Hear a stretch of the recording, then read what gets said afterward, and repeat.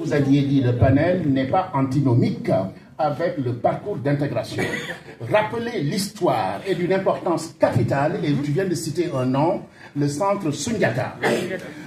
Il y a le centre Avicenne, il y a Toby Nathan, il y a des centres d'anthropologie médicale et d'ethnopsychiatrie à Paris et en France. J'enseigne la parentalité et l'interculturalité depuis 25 ans au centre Minkowska.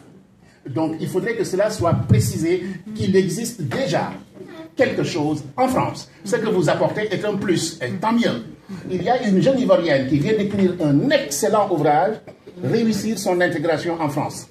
Madame Colette Brou, je vous enverrai tout ça, avec Colette Brou. Parce que personne ne s'occupe des gens qui sont déjà ici, pratiquement. Pratiquement, je dis bien.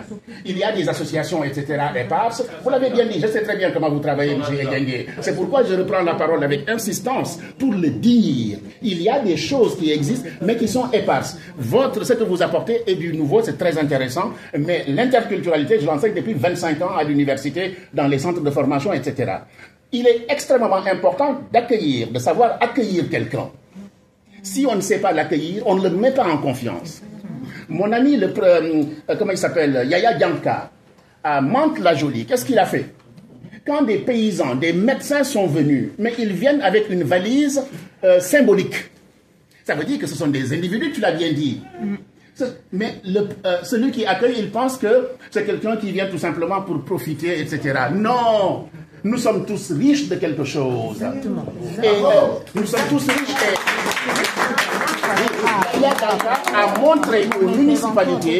Dianka a montré aux municipalités, en faisant un village artisanal, et c'est là que les gens ont dit « Ah, je ne savais pas ».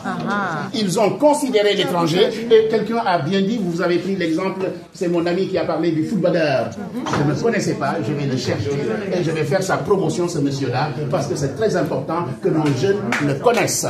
Je voudrais terminer. Voilà. J'ai fini. Je voudrais dire une chose, tout simplement. Je suis philosophe, je ne suis pas Bakary Sissoko. Accueillir, c'est rassurer. On doit rassurer. Une fois qu'on a rassuré, on établit la confiance.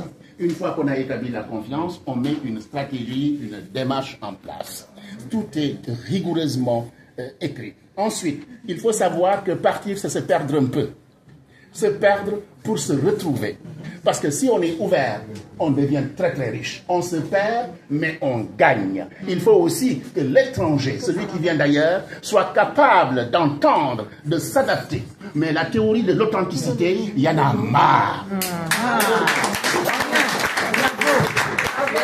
Merci beaucoup pour votre prise de parole. On a bien ressenti un âme de philosophe. On pourrait vous écouter à Terneterdam, on n'a pas le temps, malheureusement. Je vais juste donner le micro. Il y a une personne là depuis qui tend la main. C'est madame.